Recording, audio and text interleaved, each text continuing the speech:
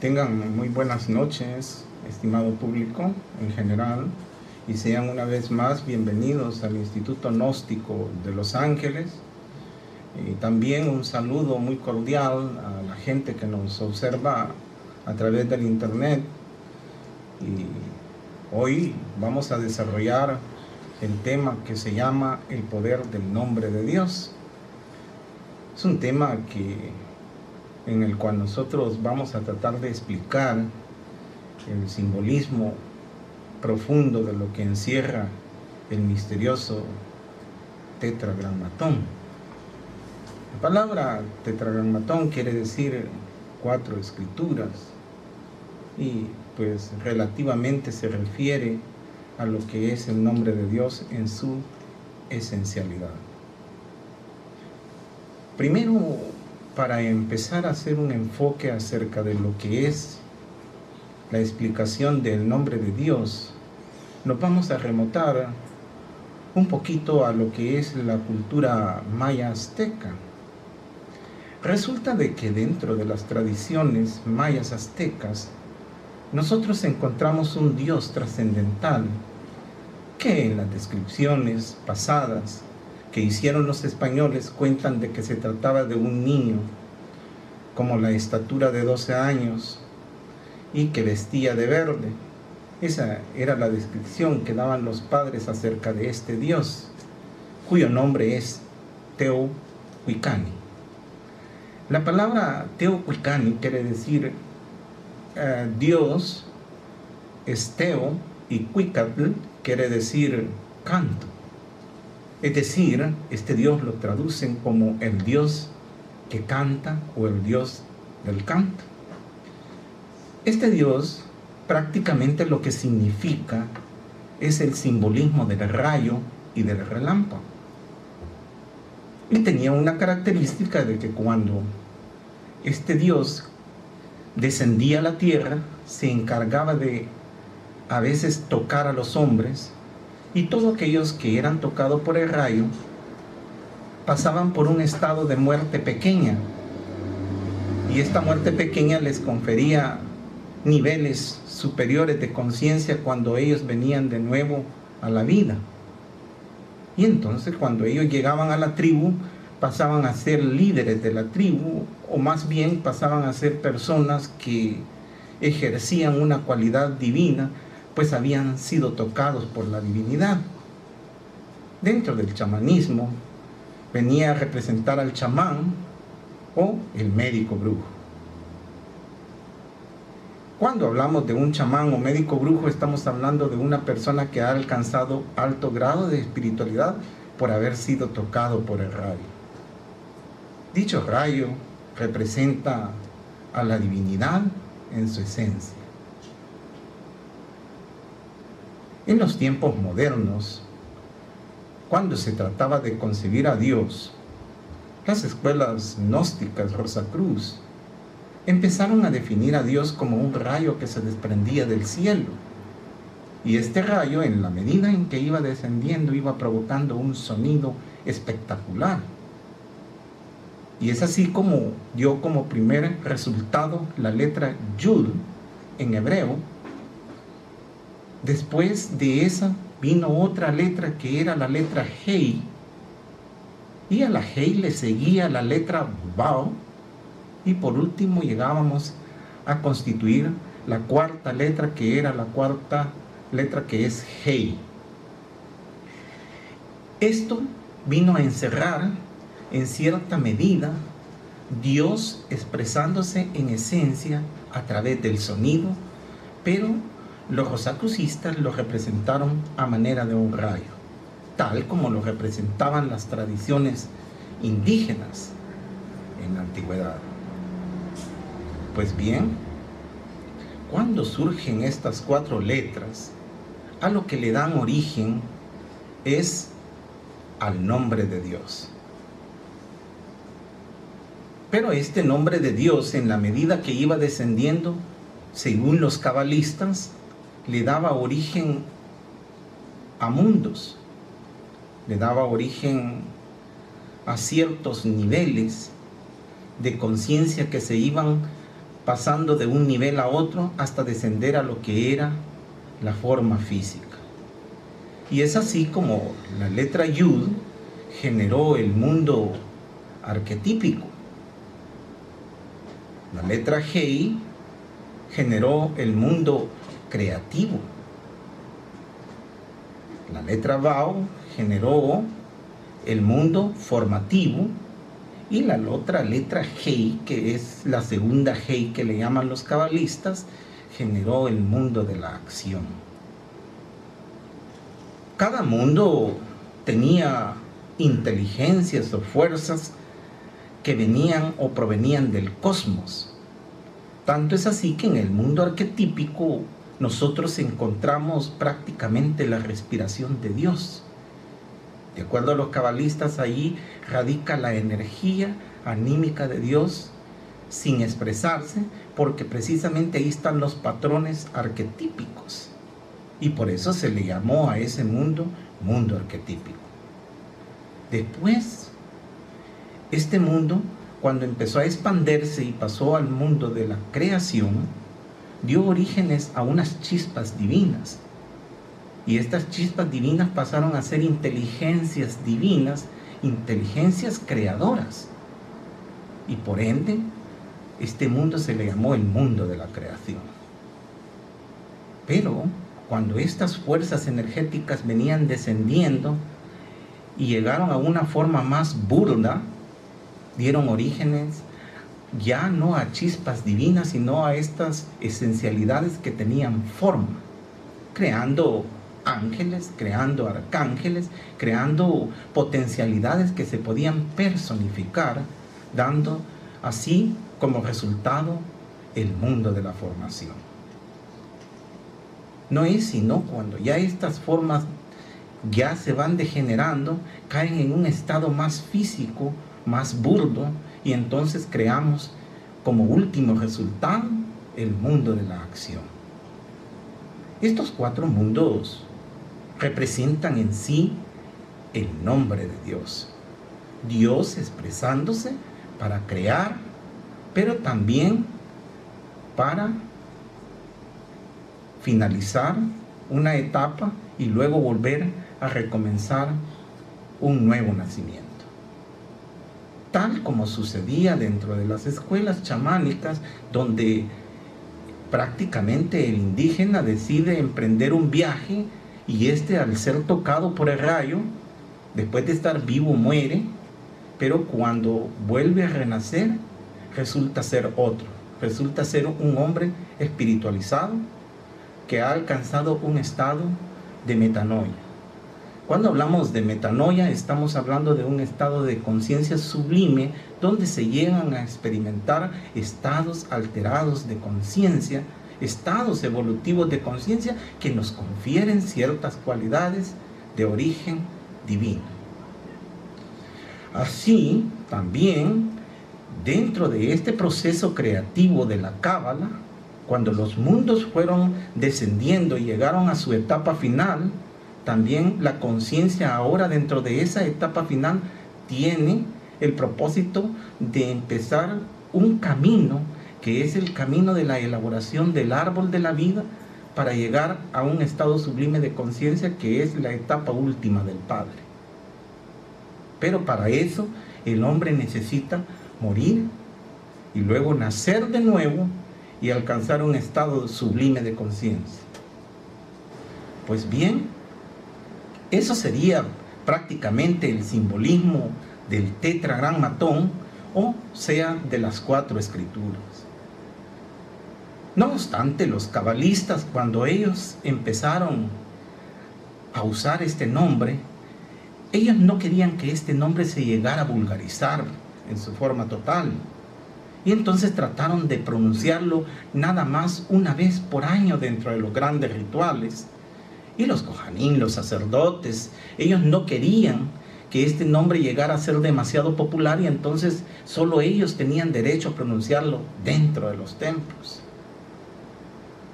Pasó una circunstancia de que en la medida en que el tiempo fue pasando, este nombre se le fue perdiendo verdaderamente el significado y también se le fue perdiendo el verdadero podríamos decir, simbolismo que guarda dentro de sus letras. Tanto es así de que los cabalistas lo respetaban tanto a Dios que ellos prefirieron poner dentro de las Sagradas Escrituras otra cosa en vez del nombre de Dios.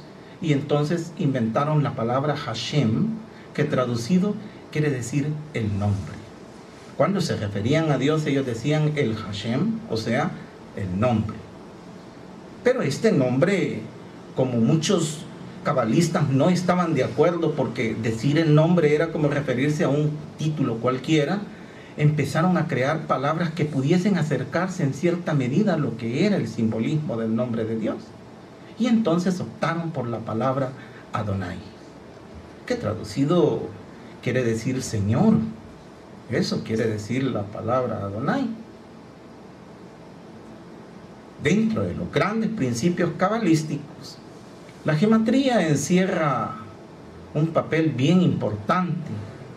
Es una técnica que consiste en que al sumar las letras y obtener ciertos números claves, se trata de buscar otra palabra que tenga la misma cantidad numérica o a veces el mismo valor, y entonces se asocian ambos para poder entender el significado de esta palabra. Eso es en sí la gematría, o sea, las técnicas para poder entender el significado de las palabras hebreas están basadas en esas técnicas precisas que usan los cabalistas, basándose en cantidades numéricas. Tanto es así de que la palabra Adonai la asociaron con una palabra cabalística que se llama Hakol, que traducido quiere decir centro.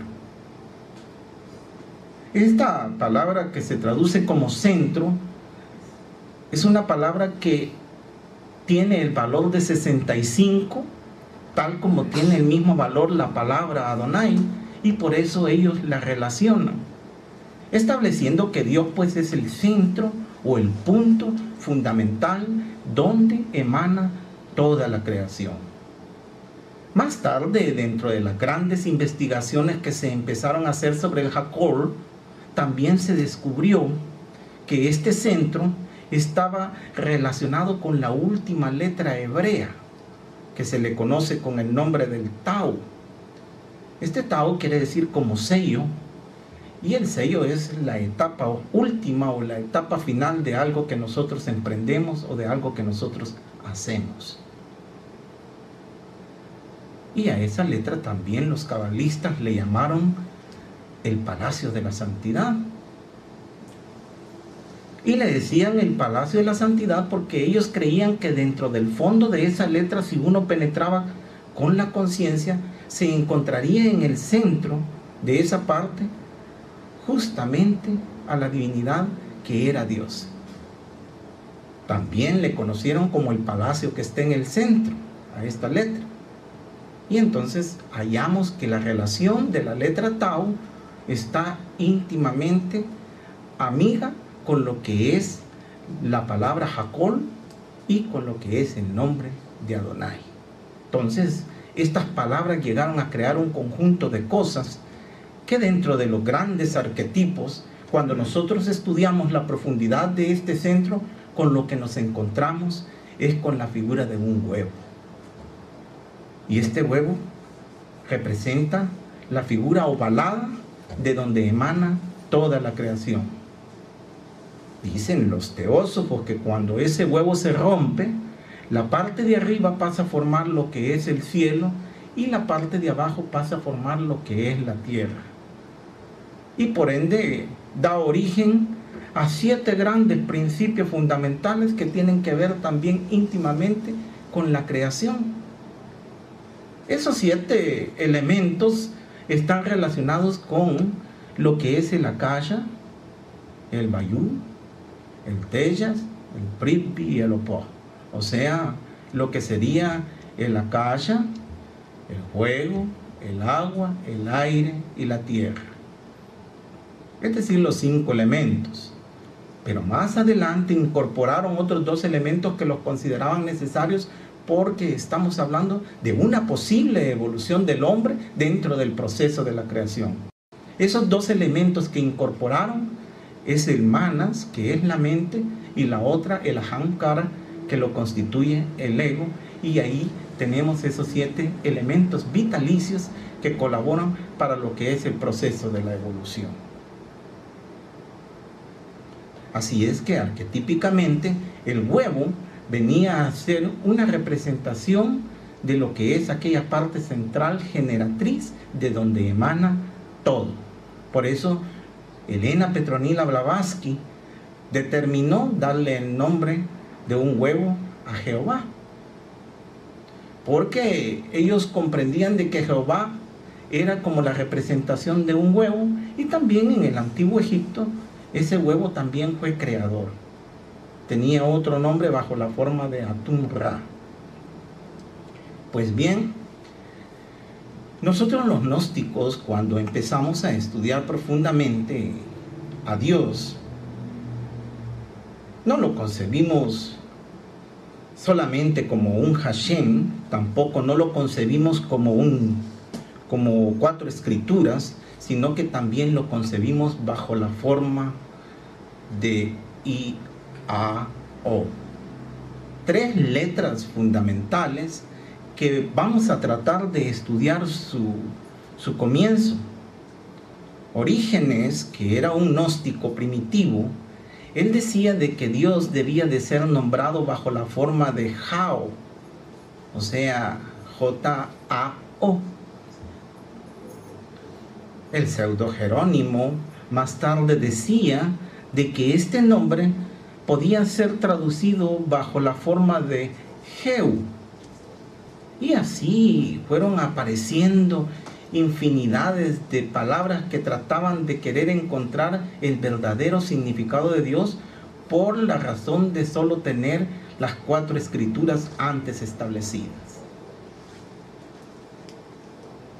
Después, los gnósticos determinaron en nombrar esa fuerza bajo el nombre de I-A-O, porque precisamente dentro de la cábala también hebrea, nosotros encontramos ese nombre bajo la forma de Yaho.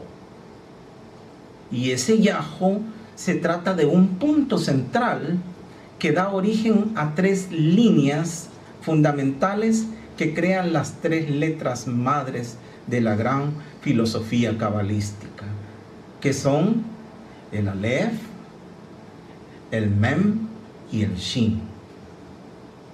Cuando hablamos de la letra Aleph, estamos hablando del elemento aire. Cuando hablamos del Mem, estamos hablando del elemento agua.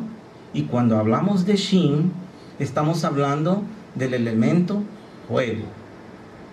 3 elementos que cuando se unen, crean algo que es más compacto, y esa forma compacta es el resultado del elemento tierra. Pero todo ha emanado de un punto central. Esas 3 líneas, cuando se cruzan, tienen un punto central que las corta. Ese punto central, los cabalistas le conocen con el nombre secreto de Yahu.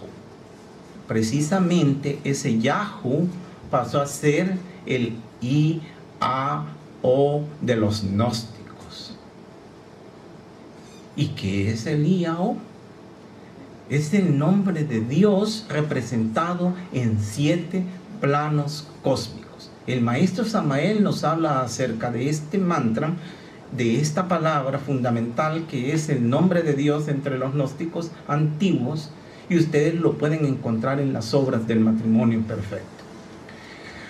Pues bien, cuando este punto corta esas 3 líneas, da origen a 6 líneas separadas. Y esas 6 líneas separadas crean 6 puntos en el espacio, y con el punto del centro pasan a ser 7 puntos en el espacio, dando origen a 7 dimensiones, que son las 7 dimensiones que, según los gnósticos, han sido creadas por I-A-O, o sea, por Dios, por el Dios de los gnósticos. Pues bien, este Dios, dentro de los grandes misterios de la pistisofía, nosotros lo vemos simbolizado en 2 formas. Ellos hablan de que hay un IAO que es macrocósmico y un IAO que es microcósmico. Cuando hablamos de un IAO macrocósmico nos estamos refiriendo enfáticamente a la divinidad como tal. Pero cuando hablamos del IAO microcósmico nos estamos refiriendo a Dios descendiendo bajo la forma estructural de un conocimiento preestablecido, es decir, como un abraxas, como un misterio gnóstico basado en forma escritural. Es decir, encierra un IAO que es como un conocimiento trascendental que sirve de alimento para el desarrollo de la conciencia. Estas son las dos formas que establece el Pistis Sophia hablando acerca de lo que es el IAO. El maestro Samael decía de que IAO era una palabra que representaba, la O representaba la palabra origo, que es espíritu, el A representaba el aqua o agua, y la I representaba el ignis, o sea, el fuego, y que la mezcla del fuego con el agua, prácticamente basado en principios alquímicos, creaban la formación del espíritu simbolizado por el mercurio dentro de lo que es la santa alquimia. Arnoldo Krumheller, uno de los gnósticos eminentes, fundador de la gnóstica Rosacruz, también se refirió a este mantra diciendo de que I representa prácticamente al hombre y que la palabra O representa a Dios, y que el enlace entre ambos era la A, que encerraba la conciencia, y que en esa conciencia, cuando se congregaban estos dos aspectos, pues se daba la realización del nombre divino. Esto es lo que Arnoldo Krumheller cuenta. Y AO es una expresión que, como dije anteriormente, cuando emana el punto del centro para formar las 6 direcciones del espacio, lo único que hace es formar una figura de forma cúbica.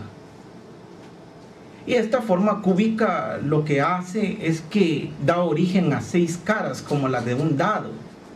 También establece 12 líneas y establece 8 puntas. Cuando nosotros tenemos la suma de todo esto, nos produce la cantidad de 26, que también es el valor del nombre de Dios dentro de los cabalistas cuando nos referimos al Yod, He, Bau, He. Así es pues de que es por esta razón que cuando los hombres de la antigüedad empezaron a ritualizar y tratar de establecer una comunicación con Dios, lo hacían poniendo de intermedio entre Dios y el hombre una piedra cúbica que más tarde fue conocida con el nombre de altares. Y la razón por qué sucedía esto es porque Dios estaba contenido como figura geométrica dentro de esa piedra. Pero había otra cosa más íntima que guardaban también los sacerdotes, y es que la esencialidad de Dios se encontraba en la parte de atrás, bajo la forma de Adaitum, bajo la forma de algo más secreto, algo más oculto, que solo los sacerdotes podían manejar. Y ese era la doctrina del corazón. Eso era. Y ellos lo que hacían es que la enrollaban en forma de pergaminos, esa doctrina, y la metían en un hueco pequeño que había detrás, y era tapado con otro pedazo de piedra para que nadie se diera cuenta que era lo que había ahí. Más tarde la Iglesia Católica quiso cambiar todo eso y trató de crear ese tipo de Adaitum, pero a lo que dieron lugar fue a crear algo que nosotros conocemos como reliquias. Las reliquias son nada más residuos de lo que encierra el Adaitum dentro de la gran cultura gnóstica. El IAO, cuando desciende como doctrina, lo único que hace es transformar a Dios como concepto. Y es por eso que nosotros, dentro de las grandes obras literarias, dentro de los libros sagrados, recogemos la idea de Dios como concepto, traduciéndolo en diferentes formas categóricas.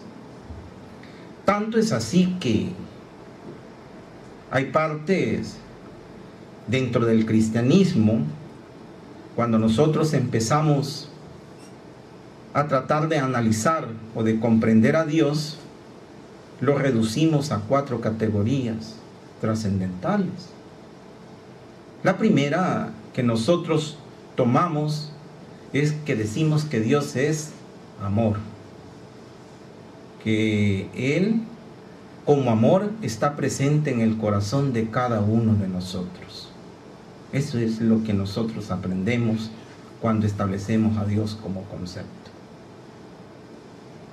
La segunda es que nos dicen que Dios también es poder, y que como poder pues está presente en todas las actividades diarias del hombre.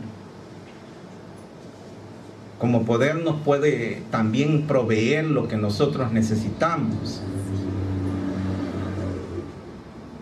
También tenemos el tercer aspecto que ellos sostienen, que Dios es justicia. Y esta justicia está basada precisamente en las leyes obrando mágicamente dentro del hombre. Y por último, tenemos la sabiduría. La sabiduría es que Dios todo prácticamente lo tiene de una forma trascendental y ordenada. Aunque las cosas parezcan que no tienen un orden, tienen un orden. Y ese orden está basado precisamente en la sabiduría de Dios. En la India también se ha tratado de comprender a Dios como concepto, solo que la diferencia dentro de los hindúes es que este concepto tiende a perderse dentro de la conciencia y queda absorbido dentro del hombre como un aspecto espiritual. Por eso es que cuando estudian ellos a Brahman, por ejemplo, ellos dicen de que Brahman, como un Dios principal, como un Dios trascendental, tiene también 4 formas de manifestación. Por ejemplo, ellos dicen que cuando Brahman se manifiesta como conciencia expresada en todo, se le conoce bajo el nombre de Chaitanya. Chaitanya es que las cosas, por ejemplo, tienen conciencia para ellos. Toda la naturaleza tiene conciencia. El hombre tiene conciencia, pero toda esa conciencia, aunque no esté evolucionada, es parte de la conciencia de Chaitanya. Así lo traducen los hindúes. La otra manifestación de Dios la constituye el Sutra Atman, que esta es una representación de Dios que llega a palpitar en cada uno de los átomos de nuestra sangre y principalmente en nuestro corazón. Es decir, en el sístole y en el diástole está presente la manifestación de Dios como un resultado de un Sutra Atman. Y después tenemos la tercera representación de Dios, que esta es cuando Dios se expresa dentro de las cosas como un poder insuflado. A esa fuerza se le conoce con el nombre de Antaryami. O sea que es cuando Dios está detrás de todas las cosas, tanto inmateriales, materiales, tanto dentro de los universos, tanto dentro del hombre mismo, toda esa fuerza que lo mueve para que haga o ejecute acciones, son producto de Antaryami, o sea, de una expresión de Dios que se manifiesta dentro de todo lo que son las cosas. Y la última manifestación de Dios es cuando Dios llega a palpitar hasta en lo más infinitesimal, hasta en lo más pequeñito, y ahí aparece ya representado bajo la forma de Virat. Virat es cuando Dios está expresado de la forma más diminuta. No se mira, pero cuando se estudia el proceso de esas formas diminutas, se reconoce que hay un universo completo. Pues esas expresiones son productos del Virat. Todo esto, al final, en conclusión, a lo que nos lleva es a la representación de 4 aspectos que tanto dentro de lo que son los cabalistas, dentro de lo que son el hinduismo, dentro de lo que es el cristianismo, vienen a ser la síntesis de las 4 escrituras. Es decir, del maravilloso tetragrammatón que nosotros le hemos venerado por siempre. Dentro de los egipcios hay representaciones alegóricas acerca de la divinidad. Y una de las más trascendentales se trata de este dios Harpócrates, que él prácticamente se le representa sentado como un niño desnudo sobre un loto. En los tiempos faraónicos, esta figura tenía 2 plumas en la cabeza, que eran 2 plumas de halcón. Y esas 2 plumas de halcón representaban la unión de 2 tierras. Así lo traducían los egipcios. Es decir, la unión de 2 grandes formas de expresión. Porque cuando este loto se abría en las aguas del caos, lo que surgía flotando dentro de ello era ese niño que era el dios Sol. Y este dios Sol, que era el que proveía la vida, también proveía la muerte, como lo vimos anteriormente en las otras representaciones místicas. Lo único que hacía era venir a hacer la bipartición del mundo en 2 partes, que era el cielo y la tierra. Ese era el resultado de todo esto, ese era el resultado de sus plumas sobre su cabeza, y ese era el significado de ese dios dentro de los antiguos egipcios. El maestro Samael nos habla acerca de este personaje de Harpócrates. Y dentro del antiguo Egipto también se le conoció bajo el nombre de Joor Paakrat, que pues es la misma palabra. Todas estas representaciones alegóricas no son sino una sola cosa: el principio de Dios manifestado en todas partes.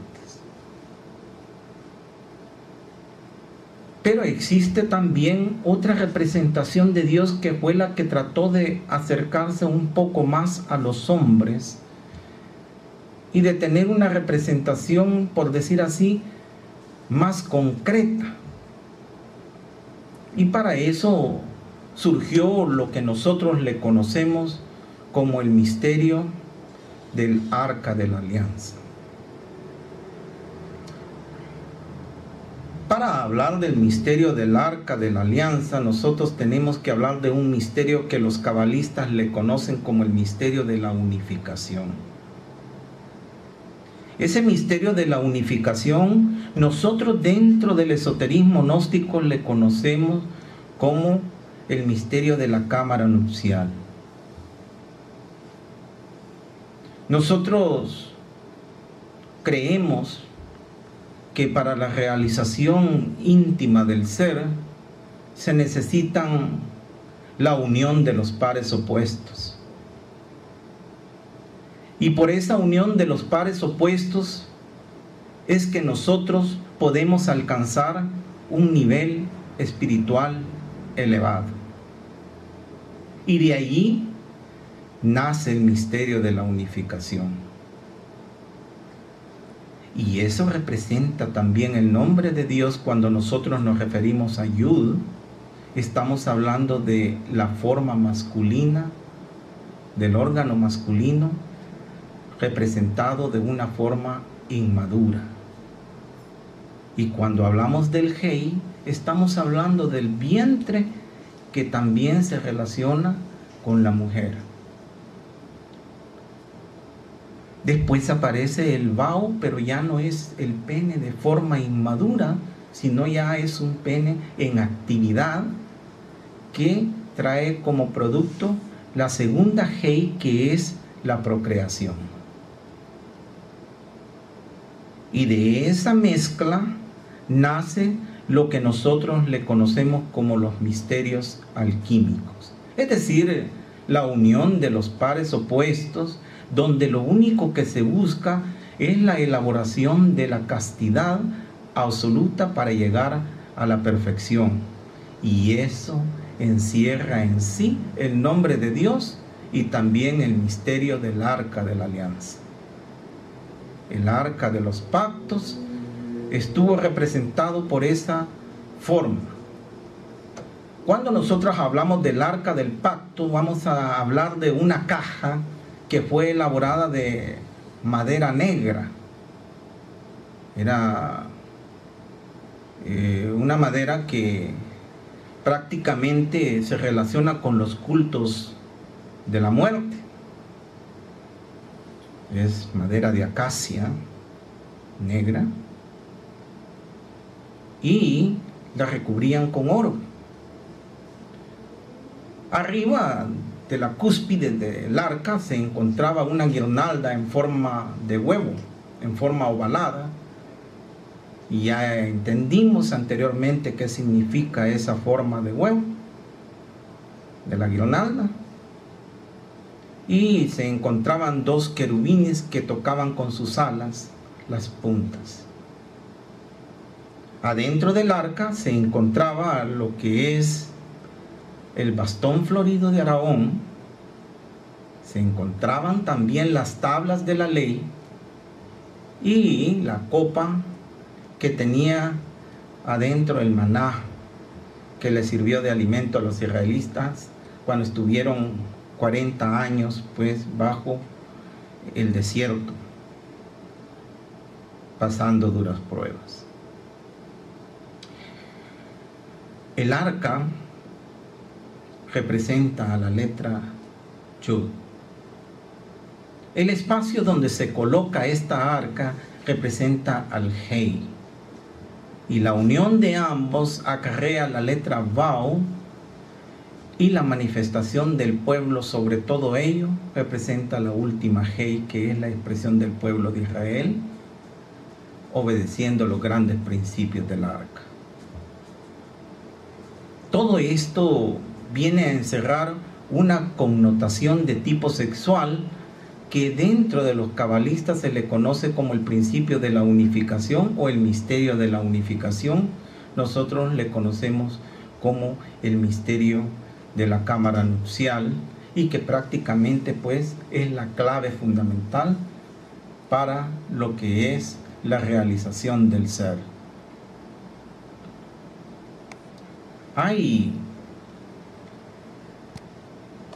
dentro de un simbolismo antiguo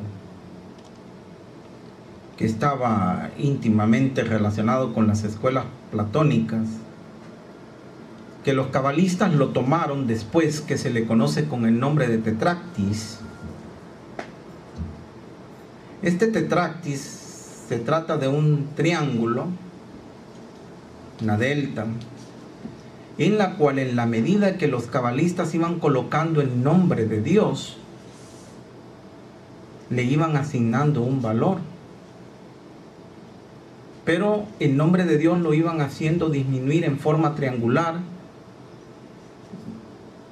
de abajo para arriba. Pero si nosotros lo tomamos de arriba para abajo, iba aumentando en el nivel de las letras.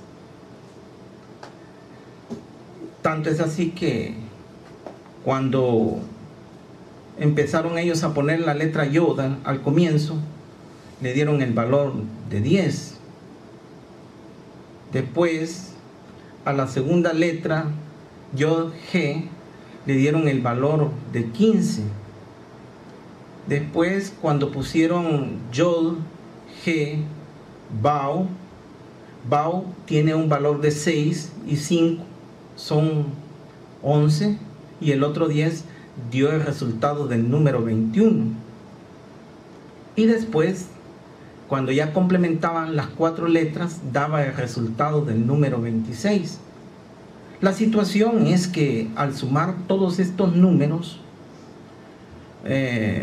dio como respuesta el número 72, que venía a representar el Shem Hameh Forash, que es la piedra negra de los cabalistas, en los cuales se encuentran los 72 nombres de Dios, y que cada uno de ellos guarda un poder eminente, no solo para curar, no solo para traer bendiciones, sino también para un desarrollo interior.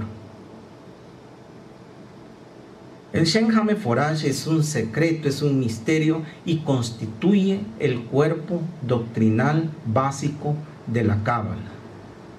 Son los 72 nombres de Dios que resultan de la suma de estas letras, que están compuestas de una forma triangular, y que prácticamente dentro de los cabalistas encierra, como les dije anteriormente, la clave fundamental para entender a Dios en cada uno de sus aspectos. Vamos a dejar aquí la conferencia esperando que hayan entendido alguna de las cosas que aquí hemos platicado, y si hay alguna cosa en que les pueda ayudar, pues vamos a tratar.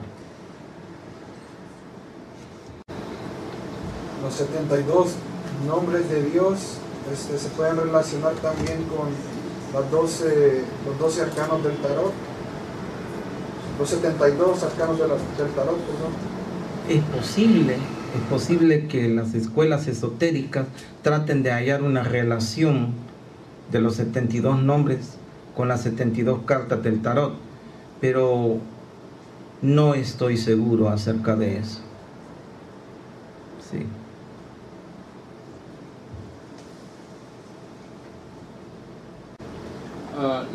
La letra A figura casi en todos los nombres de Dios. Por ejemplo, Alá, Buda, Krishna, Zoroastro, Quetzalcóatl. ¿Tiene algún significado la letra A?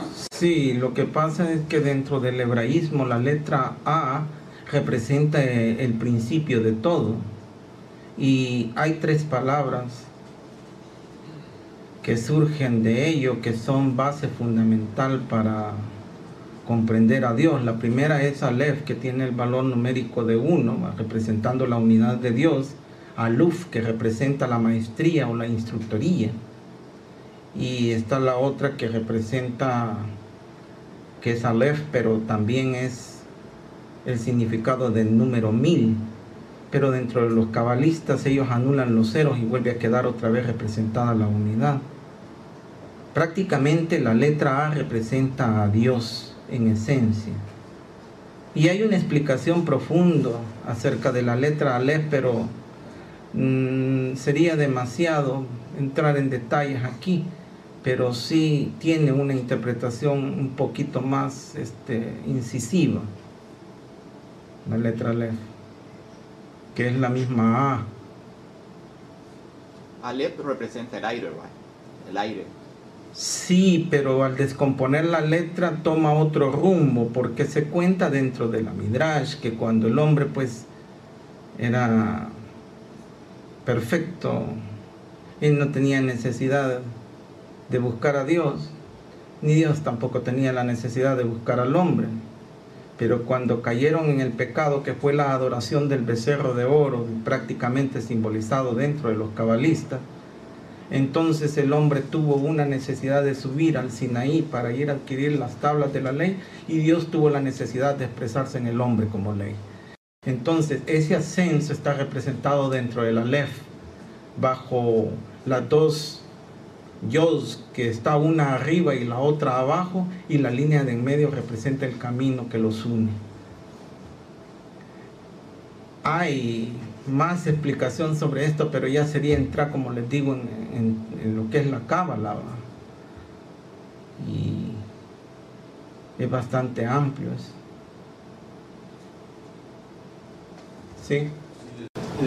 La maestra Blavatsky, en la doctrina secreta, dice que ya para el tiempo de ella, por 1870 y algo, ya la enseñanza hebraica estaba bastante distorsionada. Sí. Pero se puede encontrar, la cábala pura se podía encontrar, que había sido heredada de los caldeos. De los caldeos.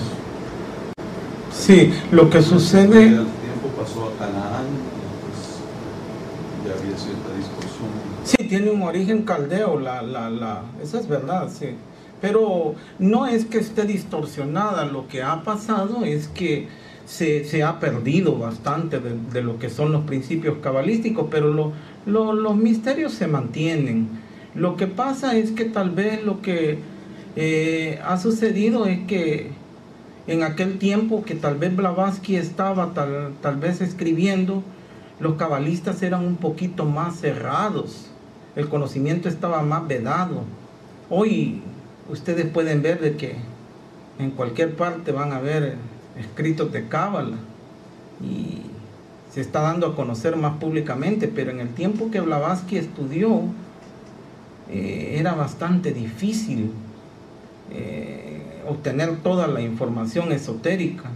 Incluso... Ajá. De hecho, esa denuncia de Tonino Blavatsky ya ha sido, últimamente está siendo atacada y puesta como una mala negra, una bruja. No, yo... Desde que sacaba la forma alterada que estaba transmitiéndose. Entonces, ya a estas alturas pues estamos heredando una cábala más intelectual que práctica. Bueno, voy a decirles una cosa, de que hay cábala intelectual, pero hay cábala práctica, porque lo que pasa es que la cábala práctica solo se maneja en muy poca gente, pero hay. Y la otra situación es que yo estoy de acuerdo con Blavatsky por el tiempo en que ella vivió, que, como les vuelvo a repetir, el conocimiento estaba más vedado y era más difícil. Por ejemplo, ella cuando habla de las tablas del censar, en el libro de La Voz del Silencio, dice de que tenían que aprendérselas de memoria, y si no se las aprendían de memoria, pues prácticamente no podían ellos entrar a los templos. Y yo siento que dice también que las tablas del censar eran como prácticamente secretos que los budistas tenían. Y hoy ustedes las tablas del censar las pueden encontrar también afuera y las pueden estudiar. Hay un montón de cosas que antes se mantenían muy ocultas y que hoy pues prácticamente las pueden hallar en todas partes. Lo que sí hay que tener cuidado es con la interpretación, porque hay que saber de qué fuente viene. Eso sí es bien importante, porque hay de cabalistas a cabalistas, hay de gente a gente que explica diferentes cosas, pero lo que uno tiene que poner cuidado es qué tipo de gente es la que está hablando lo que se comenta dentro de la cábala, porque así como hay cosas que son verdad, también hay mentiras, ¿va?, dentro de todo. ¿En sí qué significa la palabra cábala? Ellos la traducen como kibel, que quiere decir como instrucción, ¿verdad? Y prácticamente, realmente no existe una palabra que pueda expresarse como tal, porque ellos lo que usan es la Kofer, es como la Bet y la Lamed, que son las que prácticamente le han buscado una equivalencia de instrucción. Pero realmente la palabra cábala es 3 letras. Es como... Sí. O sea, el maestro Samael la define como la vaca. O sea, la vaca sagrada. Bueno, la madre de Dios. es el Sefer Yetzirah el que establece de que la Cábala quiere decir la vaca. Porque ellos dicen que la vaca tiene 7 estómagos. Y prácticamente esos 7 estómagos tienen un significado dentro de los grandes principios cabalísticos. Si ustedes quieren encontrar en el Sefer Yetzirah el significado de Cábala, lo van a hallar bajo la forma de la vaca. ¿Tendría alguna relación los 4 hijos de Ometeotl con los cuatro letras del tetragrámatón? ¿Se podría relacionar? Ahí hay otras interpretaciones, porque la concepción, por ejemplo, de Hunalku, que es una de las representaciones entre los aztecas de Dios, lo representaban como un cuadrado y un círculo. Tal vez en la cuadratura que establecen acerca de Hunalku como un Dios impersonal, ahí sí se podría tomar pues esa figura geométrica como clave para entender las 4 letras. Porque realmente cuando ya nosotros establecemos a Dios como concepto, desaparece la idea de las 4 letras, porque las 4 letras prácticamente son simplemente una representación alegórica de lo que es la energía manifestándose a través de la creación. La Cábala es la numerología, ¿no? No, la numerología nació de la Cábala. La numerología viene de la Cábala, pero prácticamente la Cábala, ellos tienen un sistema numérico para interpretar las palabras hebreas, pero no lo usan para predecir. En cambio, la numerología utiliza los números como para predecir y también para determinar, digamos, la psicología de la persona, ¿verdad? Entonces la numerología viene de los troncos o de las raíces de la Cábala. También cuando dijo del huevo, cuando dijo las palabras que significan de los 7 principios, son los 7 principios herméticos. No, los 7 principios herméticos son como el de correspondencia que dice que como es arriba, tal como es arriba es abajo, sí. Y es hasta el infinito. Uh-huh. Y somos aparte de todo, infinitamente hacia afuera e infinitamente hacia adentro. Lo que pasa dentro de lo que es la creación, se procesan principios, hechos y leyes. De lo que usted está hablando son de los principios que dan origen a la creación. Y estos principios, cuando descienden en una forma más burda, son leyes. Y cuando descienden a otra forma más inferior, son actos. Porque hay cierta dificultad a veces en muchas tradiciones en la verdadera pronunciación del nombre de Dios. ¿Será esa la verdadera palabra perdida que muchas veces se busca en las diferentes tradiciones? Es el simbolismo de la palabra perdida, pero lo que pasa es que dentro de la palabra perdida llega un momento en que la palabra deja de ser palabra. El asunto es que cuando la palabra desaparece se vuelve energía, y ahí es donde viene lo difícil para comprenderlo a través de la mente, ¿verdad? No que tiene que ser un proceso ya más de conciencia elevado como para pasar a esos niveles.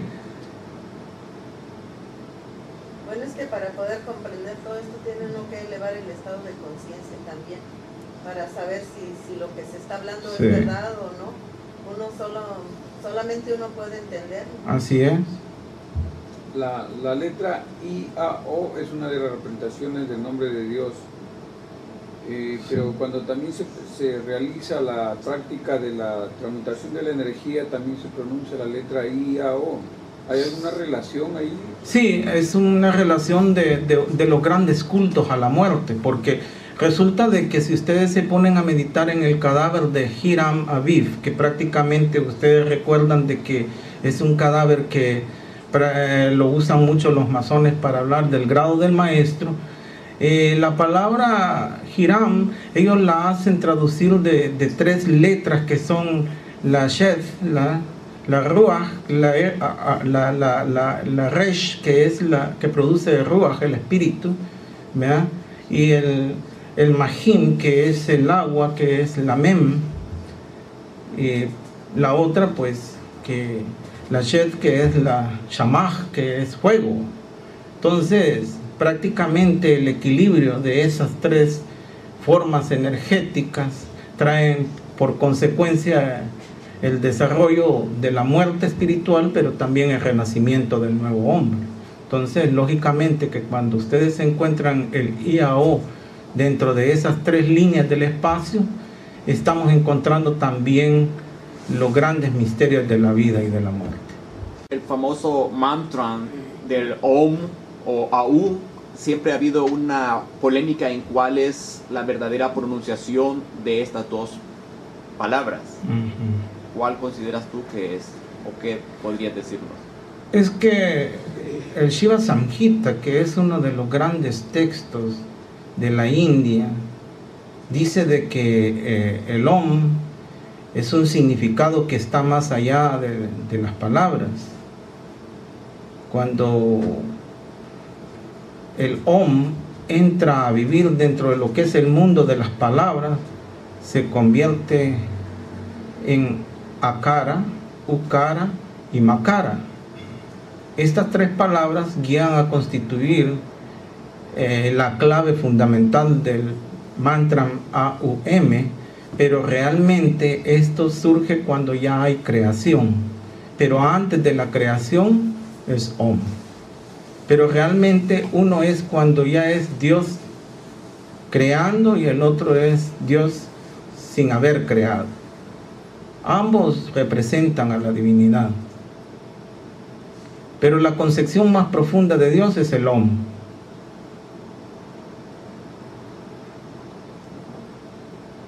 Es lo que se le llama también una palabra bija, semilla. Bija, sí, es semilla. Es la semilla virginal de donde emana todo. Y hablamos del punto central, hablamos del huevo como símbolo. Es lo mismo.